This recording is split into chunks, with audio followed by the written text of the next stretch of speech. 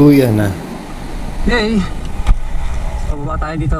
So, matapos namin ma-inspect yung lote, nagsisimula na naman kami mag-ride palabas. Ito, galing kami sa isang mataas na portion nung yung lote ni Bong.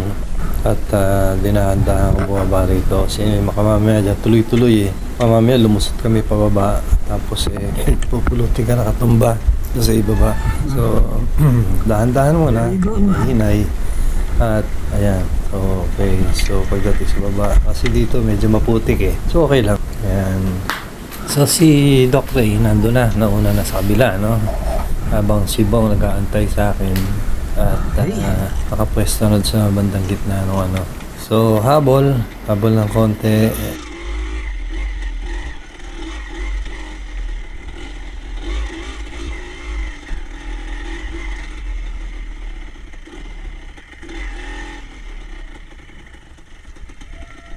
Ayan, tapos sabi ko kay Bong, mauna na siya para mahagip siya ng camera ko. Sundan kita para nabibidyoan kita. Ayan, kaya lang camera siya ito si paring Bong eh. So, wala tayong magagawa. Ayaw niya maging bida. So, tinuloy-tuloy ko na. So far, masarap sa kaya indahan eh dahil hindi siya hostile. Ayan. Pero medyo madulas din sa isang banda. Siguro lamang lang ako dahil maganda yung gulong ko eh. Bago yung gulong ko sa likod. Ayan.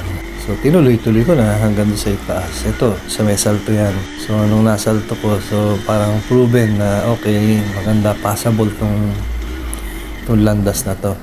And that will be a very good example for the guys na yan din ang dadaanan nila pag aakyat.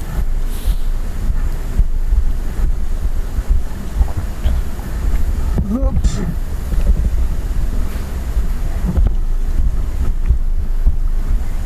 Ano mo kay Mare? Ayan. So si Bong naman ang paakyat, no? Sabi ko, kunin ako ng camera. Kunin ako na sa cellphone. Kaya lang, medyo hindi ko na masyadong maalimtala kung ano talaga nangyari kay Bong kay baba, no? Puro ugong eh. Puro ugong nangyari sa motor niya, no? It was quite surprising kasi bakit kailangan umuugong? Ayun pala nangyari, dumudulas yung gulong niya. For some reason kasi yun nga, madulas sa putik yan. Kaya ayan, inakay na lang niya yung motor para makaahon sa kabila.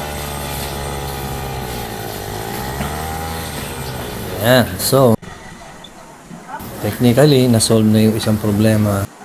Pag walang buwelo, Or dalawang problema kasama ko doon. At yung kay Doc Ray na lang ang inaantay natin. So, ito si Doc Ray. Umupo na. Akala mo manonood ng sine. What? Bigyan ko nga siya ng ano. Videoan mo nga kami para may ginagawa ka naman. So may nakiraan. Iniiwasan namin yung dinaanan ng tao na yun kasi parang inanohan nila na hagdan eh. So ang ginawa ko, nakita mo yung buhit na yan. Yan yung dinaanan ng DT para hindi siya masira yung daanan ng tao. Ito lang, ganda na eh. Kaya nga dito kung tumira, parang dito ka perfectahan. Okay, so ako naman ang mag-aatin. Saan mahirap liliko ka pa eh? At ako ang mag-aakyat ng motor ni Doc Ray.